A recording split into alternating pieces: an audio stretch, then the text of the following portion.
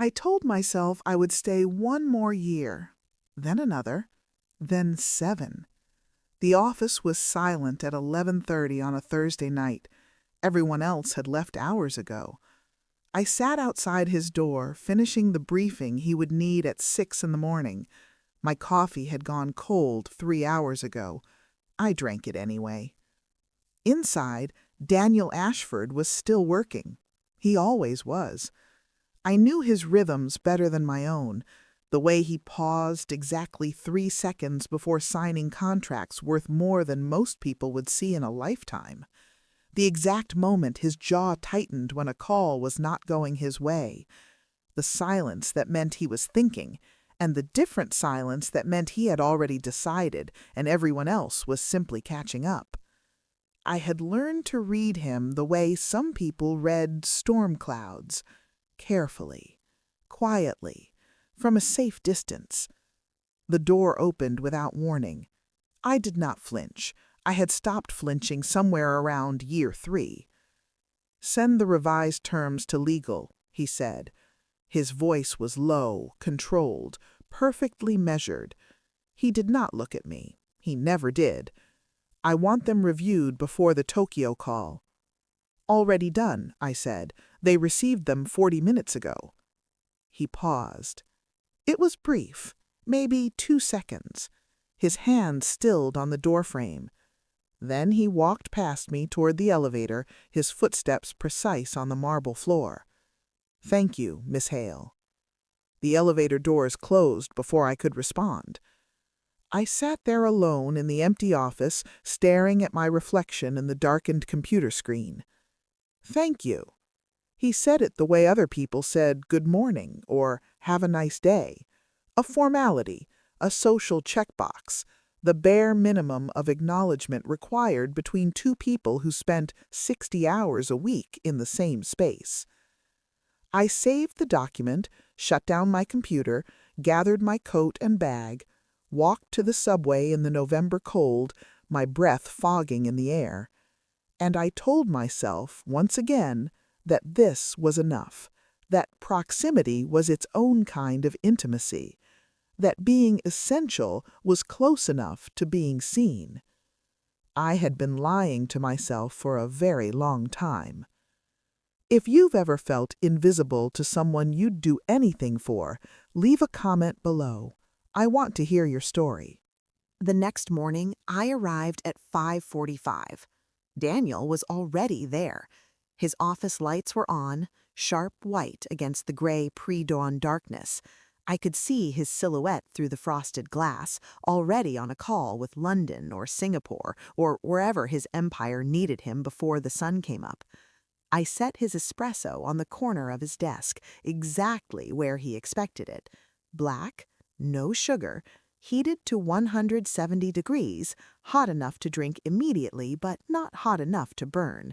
The temperature he preferred but had never once requested out loud. He did not look up from his screen. "Confirming the Singapore acquisition," he said, his tone flat. "I need updated projections by noon." "They're in your inbox," I said, "along with the risk assessment you asked for yesterday." His hand paused over his phone.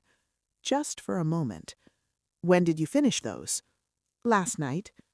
He said nothing. His gaze stayed fixed on the screen in front of him, blue light reflecting off his sharp features. I had been dismissed without a word, the way I always was. I turned toward the door. "Miss Hale?"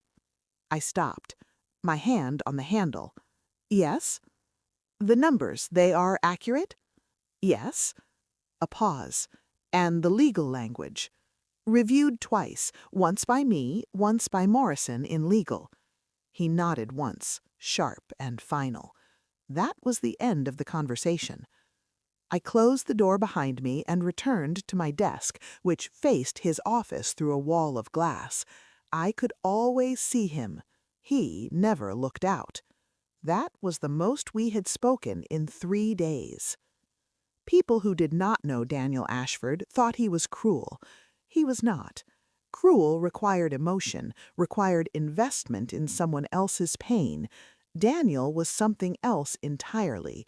He was cold, controlled, profoundly contained. He did not waste words. He did not smile unless it served a strategic purpose. He moved through rooms like winter itself, and people stepped aside without being asked, without even realizing they were doing it. I had watched him fire executives with the same measured tone he used to order his lunch. I had seen him negotiate billion-dollar mergers without raising his voice once. I had sat across from him in boardrooms where grown men with decades of experience stammered and backtracked, and he simply waited in silence until they talked themselves into the position he wanted. He did not need to be cruel. He was inevitable. The sun rose, the tide came in, Daniel Ashford got what he wanted, and I had spent 7 years making sure his world ran without a single moment of friction. I knew which clients he tolerated and which ones he avoided. I knew he hated inefficiency more than failure because failure could be corrected, but inefficiency was a choice. I knew the name of his accountant, his primary lawyer, his tailor, and the one restaurant in London he returned to every time he visited, a small place in Mayfair that did not take reservations. I knew he took his international calls standing by the window, looking out at the city. I knew he worked through every holiday, including Christmas. I knew he had not taken a vacation in 9 years. I knew the exact brand of pen he preferred and that he went through one every 2 weeks. I knew more about Daniel Ashford than anyone else alive. What I did not know was whether he had ever noticed me. Not as a woman, not as anything more than the person who kept his schedule flawless and his office quiet and his life running exactly the way he needed it to run. I told myself it did not matter. I told myself that proximity was enough, that competence was its own reward, that being indispensable was better than being ignored. I had been telling myself a lot of things. None of them were true.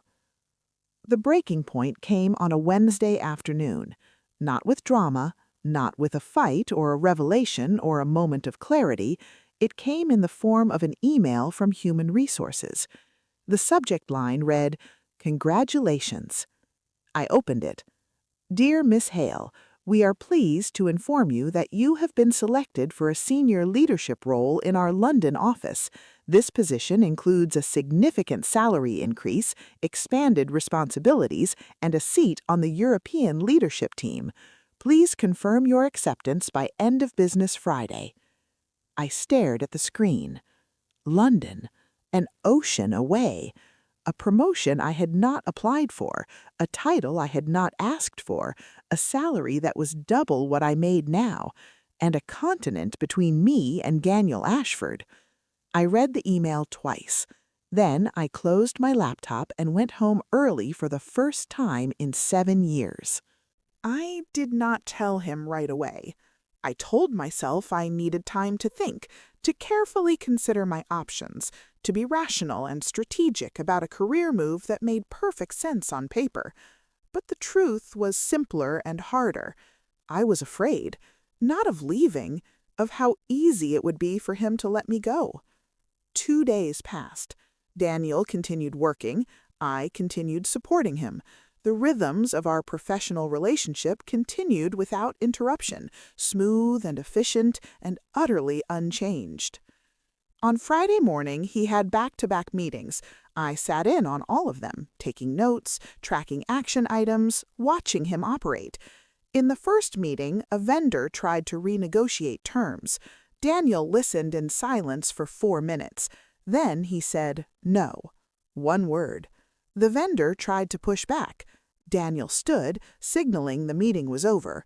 The vendor left. The contract remained unchanged. In the second meeting, a junior executive presented a marketing proposal. It was mediocre. I could see Daniel's assessment in the first 30 seconds, the slight narrowing of his eyes that meant he had already identified 3 problems and was deciding whether to bother explaining them. He did not interrupt. He let the executive finish. Then he took the proposal apart in under 2 minutes, calmly and precisely, pointing out each weakness with surgical accuracy. The executive looked like he wanted to disappear into the floor. "Revise and resubmit Monday," Daniel said. Not unkind, not encouraging, simply factual. The executive left. I stayed behind, gathering papers. Daniel stood by the window, looking out at the city 40 stories below. "He will not revise it correctly," he said. "No," I agreed, "he will not." "You would have." It was not a question. "Yes." He turned to look at me. For just a moment his gaze held mine, measuring, assessing. Then his phone rang and the moment ended. I left his office and returned to my desk, and I thought about London, about starting over somewhere new, somewhere I was not defined by proximity to a man who barely saw me, somewhere I might actually be visible. That afternoon I submitted my formal response to HR. I accepted the position. Start date, 6 weeks. Then I drafted my resignation letter to Daniel. I read it 5 times, changed 3 words, read it again. Then I walked into his office and placed it on his desk. He was on a call. He glanced at the paper, saw the header, and his expression did not change. He held up one finger. "Wait." I waited. He finished his call, ended it with his usual efficiency. Then he picked up my letter and read it. The silence stretched. I watched his jaw tighten, just slightly, the only tell he ever gave. "London," he said. "Yes." "When?" 6 weeks. He set the letter down, aligned it perfectly with the edge of his desk. "I see." That was all he said. He looked back at his computer screen. I stood there waiting for something, anything, a question, an objection, a flicker of reaction. Nothing came. "Will that be all, Mr. Ashford?" "Yes." I turned to leave. "Miss Hale." I stopped, my hand on the door. "You will need to train your replacement. I will leave the timeline to your discretion." "Of course." I left his office. My hands were shaking. I went to the bathroom and locked myself in a stall and pressed my palms against my eyes and told myself this was the right decision, that leaving was better than staying invisible, that I deserved more than this. I almost believed it. For 3 days, nothing changed. Daniel did not ask me to reconsider, did not acknowledge my resignation beyond that single conversation, did not alter his behavior in any way I could detect. He worked, I supported him. The machine of his life continued running smoothly. It was almost worse than anger. It was complete indifference. On Monday, HR sent over 3 candidates to replace me. I interviewed all of them. They were competent, professional, perfectly qualified. Not one of them would last 6 months. I chose the best option, a woman named Sophie Chen, who had worked in finance and seemed unintimidated by Daniel's reputation. She started on Tuesday. I began training her immediately. Daniel barely acknowledged her existence. He continued directing all his questions to me, continued expecting me to anticipate his needs, continued operating as though my departure was a logistical problem to be managed, not a change that mattered. I told myself I had expected this. I told myself I was not hurt. I was lying again. On Thursday, Daniel called me into his office just after 6. The sun was setting, painting the glass walls gold and amber. He needed me in Tokyo next week, he said, without preamble. 3 days, full briefing on the Nakamoto acquisition. I will send the detailed itinerary tonight. I stood in the doorway, my hands folded. "I cannot go." He looked up from his screen. It was the first time in days his eyes had met me directly, and the impact of his full attention was like stepping into a spotlight.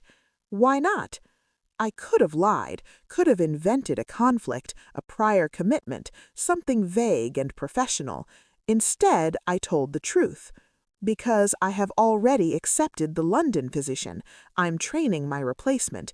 It would not be appropriate for me to take on new international assignments." The silence that followed was different, denser. His expression did not change, but something behind his eyes did. "I see," he said quietly. Another pause. "Sophie can handle the Tokyo preparation. She's competent. She'll do well." "She is not you." The words hung in the air between us. I did not know how to respond. Daniel looked back at his computer. "That will be all, Mr. Ashford." I left, and I tried very hard not to think about the way he had said those 4 words. "She is not you." The next week something shifted. It was subtle, easy to miss if you had not spent 7 years learning to read him. Daniel started asking Sophie questions he already knew the answers to. He started reviewing documents twice that he normally would have signed immediately. He started staying later, even by his standards, and he started watching me. Not constantly, not obviously, but I felt it. When I crossed the office to speak with legal, when I took calls at my desk, when I gathered my things at the end of the day, his gaze would lift, just for a moment, then return to his work. I told myself I was imagining it, but I was not. On Friday, he had a client dinner. It was standard procedure, a prospective investor, old money from Boston, someone who needed to be courted carefully and fed expensive food before he would consider signing. Daniel hated these dinners. At 4 in the afternoon, he called me into his office. "The Whitmore dinner tonight," he said. "I need you there." I blinked. "Sophie knows the file. She can attend." "I am not asking Sophie." "I have not attended client dinners in 2 years, Mr. Ashford. It would be unusual." "Nevertheless." His tone left no room for negotiation. "What time?" I asked. 7, the restaurant on 5th. Wear something appropriate." He returned to his work. Dismissed again. But this dismissal felt different. I went home, changed into a black dress I had bought on impulse 6 months ago and never worn. Simple, elegant, professional enough to be appropriate, but cut well enough to be noticed. I told myself it did not matter. I wore it anyway. I arrived at the restaurant at 6:59.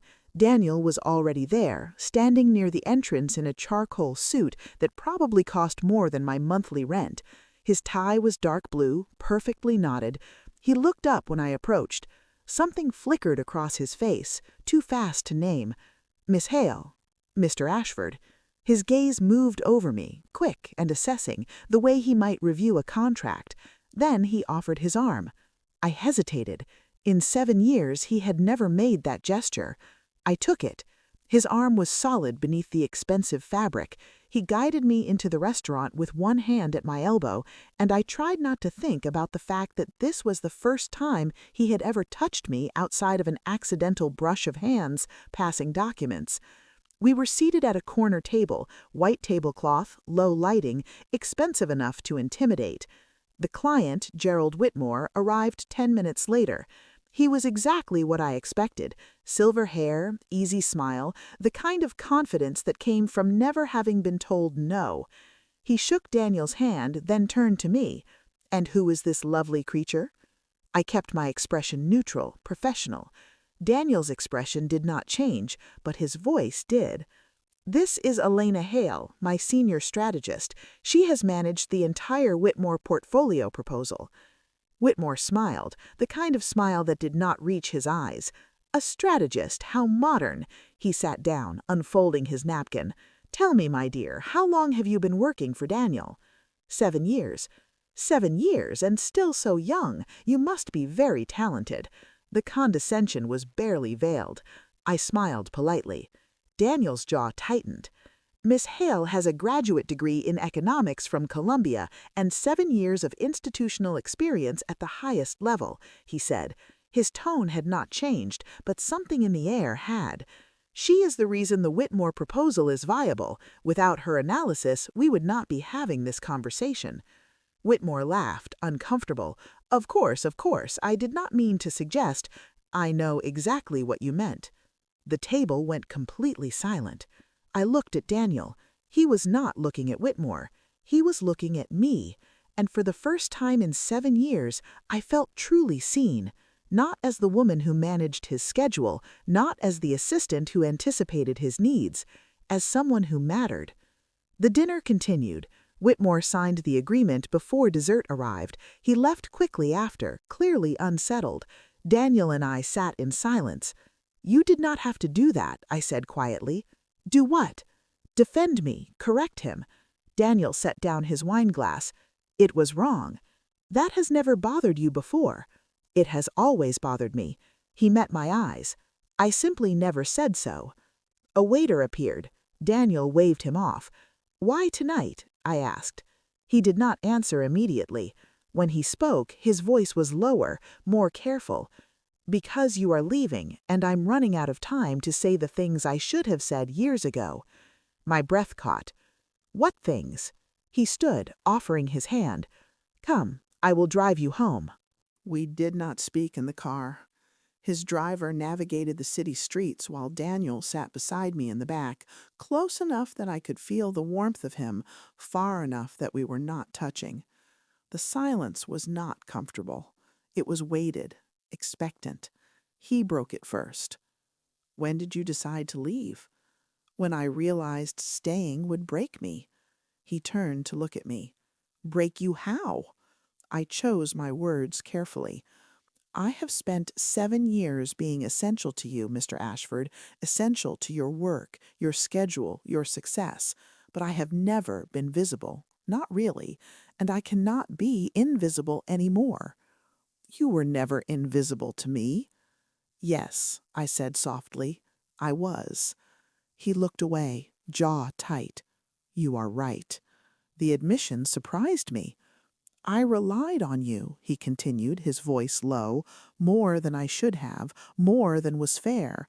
I built my entire professional life around your competence and your discretion and your loyalty, and I never once stopped to consider what that cost you." "Why would you? I never complained." "That is not an excuse." The car pulled up outside my building. I reached for the door handle. His hand caught my wrist, gentle, not restraining. "Elena." My name. He had never used my first name. "Please, let me walk you up." "Why?" "Because I am not ready for this conversation to end." I should have said no, should have maintained professional distance for the 4 remaining weeks I had left. Instead, I nodded. My apartment was small, modest, nothing like the places Daniel moved through. He stood in my living room looking strangely out of place among my second-hand furniture and mismatched bookshelves. I made tea because I did not know what else to do. We sat on opposite ends of my couch. "Tell me the truth," he said. "Why are you really leaving?" "I told you." "No, the real reason." I looked at him, at this man I had loved quietly for 7 years, at this man who had never once looked at me the way he was looking at me now. "Because I was in love with you," I said, "and you never noticed, and staying while being invisible was slowly destroying me." The words hung between us. He did not move. "Was?" he asked finally. "What?" "You said was, past tense." I turned away. "Does it matter?" "Yes." His voice was raw in a way I had never heard. "It matters because I have spent the last 2 weeks trying to understand why your resignation felt like losing something essential, why the idea of you being an ocean away makes it difficult to focus, why I keep looking up from my desk expecting to see you there." He moved closer. "It matters because I finally understand what I have been too controlled, too disciplined, too afraid to see, that you are not just essential to my work, Elena. You are essential to me." My heart was pounding. "You do not mean that." "I have never been more certain of anything." "You only think you feel this way because I am leaving." "No," he shook his head. I feel this way because you gave me 7 years of loyalty and patience and grace I did not deserve, and I was too blind to see the gift I was being given until you took it away." Tears burned behind my eyes. "That is not fair." "I know. You do not get to do this now, not when I have finally decided to choose myself." "I know that too." He reached out slowly, giving me time to pull away. I did not. His hand cupped my face, thumb brushing my bone cheek. "I am not asking you to stay, Elena. I am asking you to let me prove that I see you now, that I have always seen you. I was simply too afraid to acknowledge what that meant." "Afraid of what?" "Of wanting something I did not know how to protect, of failing at something that mattered, of being human instead of controlled." His forehead touched mine. "Of losing you." "What would you do in Elena's position? Would you stay or go? Leave a comment and let me know." I pulled back, stood, walked to the window. Behind me, I heard him stand as well. "I cannot do this," I said to the glass. "I cannot be the person who stays because you finally noticed me at the last possible moment. I cannot build something real on 7 years of being unseen." "Then do not." I turned. He was watching me with an intensity that made my breath catch. "Come to London," he said. "What?" "Come to London. Take the position. Take the promotion you earned. Put an ocean between us if that is what you need. I will not stop you. I will not ask you to sacrifice your career for me again." "Then what are you asking?" "For a chance. Not now, not built on old patterns. A chance to start over, to do this right, to court you the way I should have from the beginning, if I had not been so determined to keep every part of my life under control." He stepped closer. "Let me fly to London. Let me take you to dinner. Let me learn who you are when you are not managing my life. Let me prove that this is not fear of loss. This is recognition, finally, of what has been in front of me all along." "And if it does not work?" "Then at least I will have tried, and you will have the career and the life you deserve, regardless." I studied his face, searched for doubt, for calculation, for any sign this was about convenience or control. I found none. Only honesty, only vulnerability, only Daniel, stripped of his armor, asking for something he clearly did not know how to ask for. "I need time," I said finally. "I need to go to London, to start my position, to figure out who I am when I am not defined by proximity to you." "I understand." "And I need you to mean this, not as an impulse, not as a reaction to change, but as a real, sustained commitment to being present, to being seen, to being human with me." "I will prove it." "How?" He pulled out his phone, opened his calendar, deleted something, then something else, then an entire week of appointments. "I am taking my first vacation in 9 years," he said, "3 weeks from now, and I am spending it in London, not for business, for you, to show you that I can choose something other than work, that I can choose you." I stared at him. "You are serious?" "Completely." "You do not take vacations."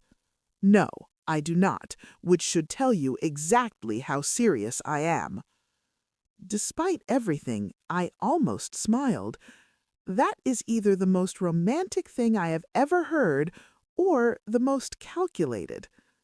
"Can it be both?" "With you, probably." He left shortly after midnight. At my door, he hesitated. "May I kiss you?" The question surprised me. "You are asking permission?" "Always." Something in my chest cracked open. "Yes." He kissed me slowly, carefully, like I was something precious he had just learned to value. When he pulled back, His eyes were dark. 3 weeks, he said. 3 weeks. Do not change your mind. I will not if you will not. I will not. He left. I stood in my doorway for a long time after, my fingers pressed to my lips, wondering if I had just made the best decision of my life, or the worst. The next 4 weeks were strange. I trained Sophie. She was competent, quick to learn, and appropriately intimidated by Daniel's expectations. She would be fine. Daniel kept his word. He did not ask me to stay, did not pressure me, did not behave as though anything had fundamentally changed between us professionally. But privately, things shifted. He started walking me to my car at night, just appeared at my desk at 8 or 9, holding his coat, waiting. We did not talk about work during those walks. We talked about books, about the city, about small, inconsequential things that felt enormous because we had never talked about them before. He sent flowers to my apartment, simple arrangements, white peonies, my favorite, though I had never told him. He had noticed anyway. One evening we had dinner, not a client dinner, just us. A small restaurant in Brooklyn, nothing expensive, nothing designed to impress, just conversation. I told him about growing up in Philadelphia, about my family, about the scholarship that had brought me to Columbia, and the loans I was still paying off. He listened, really listened. And when it was his turn, he told me things I had never known. About the pressure of inheriting a company at 25, about the loneliness of always being watched, about learning to control everything because chaos felt like failure. I built a life where nothing could surprise me, he said, where everything was managed, predicted, controlled. And then you resigned, and I realized that control is not the same as living. He reached across the table. I took his hand. We sat like that for a long time. My last day arrived faster than I expected. I had said goodbye to most of the office the day before, exchanged pleasantries, accepted well wishes, but I had not said goodbye to Daniel. I did not know how. At 5 in the afternoon, he called me into his office. I walked in expecting instructions, a final task. Instead, he stood by the window, holding a small box. 7 years, he said quietly. I should have done this 6 years ago. He handed me the box. Inside was a watch, beautiful, simple, elegant. Engraved on the back, "Thank you for seeing me when I could not see myself." My throat tightened. Daniel! Daniel, you gave me 7 years, Elena. You gave me your competence, your loyalty, your patience. You gave me a foundation I did not know how to appreciate. He stepped closer. I cannot give you back that time. I cannot undo the years you spent being invisible, but I can promise you that from this moment forward, I will never stop seeing you. I looked up at him. What if we do not work? What if proximity was the only thing holding us together? Then we will know, but I do not believe that. I believe we work precisely because you know all of me, the controlled parts, the cold parts, the parts I have spent my entire life hiding. And you want to be known? By you? He cupped my face in his hands. Yes, by you I want to be completely known. He kissed me then, not careful this time, not restrained. He kissed me like I was air and he had been drowning. And I kissed him back, with 7 years of suppressed longing, with frustration and hope and fear and love. When we broke apart, we were both breathing hard. 3 weeks, I said. I will be there. Promise me. I promise. London was everything I hoped it would be. The position was challenging. Real authority, real responsibility, a team that respected me not because I was someone's assistant, but because I had earned my place. For the first time in 7 years, I felt visible. I rented a small flat in South Kensington, learned the tube, found a coffee shop I liked, started building a life that was mine. And 3 weeks after I arrived, Daniel kept his promise. He called me from Heathrow. I am here. You came. I told you I would. Where are you staying? The Comet. Of course he was. When can I see you? He asked. Tonight. There is a pub near my flat. Nothing fancy. A pause. Then, perfect. He arrived at 7. I had expected the suit, the polish, the controlled perfection. Instead, he wore dark jeans and a sweater. His hair was slightly disheveled, like he had run his hands through it. He looked human. He looked nervous. Hi, he said. Hi. We sat in a corner booth, ordered fish and chips because I insisted and he did not argue, and we talked. Not about work, about everything else. He told me about the week he had spent preparing to leave New York, about delegating authority, about realizing how much he had neglected in the name of control. I told him about London, about my team, about the strange freedom of being anonymous in a new city. At one point, he reached across the table and took my hand. I miss you, he said. You are here. I know, but I miss you anyway. I miss seeing you every day, miss knowing you are there. You have Sophie. Sophie is competent. She is not you. I smiled. You need to learn to function without me, Daniel. I am learning, but that does not mean I do not miss you. We left the pub around 10. He walked me to my building. At my door, he stopped. Can I see you tomorrow? Yes. And the day after? Yes. I have 2 weeks in London, he said. I want to spend all of it with you, if you will let me. What about your company? It will survive. I am learning to delegate, to trust, to let go. He brushed a strand of hair from my face. You taught me that. The next 2 weeks were a revelation. We explored London together, museums, markets, parks. He took me to dinner. I took him to a terrible karaoke bar where he refused to sing, but smiled when I did. We walked along the Thames at night. We talked about everything and nothing, and slowly, carefully, we built something new, not based on hierarchy, not based on need or proximity or professional dependence, based on choice, on the deliberate decision to show up for each other. One evening, we stood on the Millennium Bridge at sunset, the city golden around us. I love you, he said. Not for the first time, but this time felt different. This time, it was not about keeping me, not about proving something. It was just truth. I love you too, I said, and I meant it, not the desperate love of someone waiting to be seen, the steady love of someone who had chosen to be seen. On his last night in London, he came to my flat. We cooked dinner together badly. He burned the pasta and I oversalted the sauce, and we ordered takeout, laughing. After, we sat on my couch. His arm around me, my head on his shoulder. I have to go back, he said quietly. I know, but I will be back every month until you are ready to decide what comes next. And if I want to stay in London, then I will figure it out. I will open an office here. I will split my time. I will make it work. I turned to look at him. You would do that? Elena, his hand cupped my face. I would do anything. I spent 7 years being too afraid to want something outside of my control. I am not making that mistake again. What if I asked you to move here? Then I would consider it very seriously. Really? Really. I kissed him, soft and slow and full of promise. Stay tonight, I whispered. Are you sure?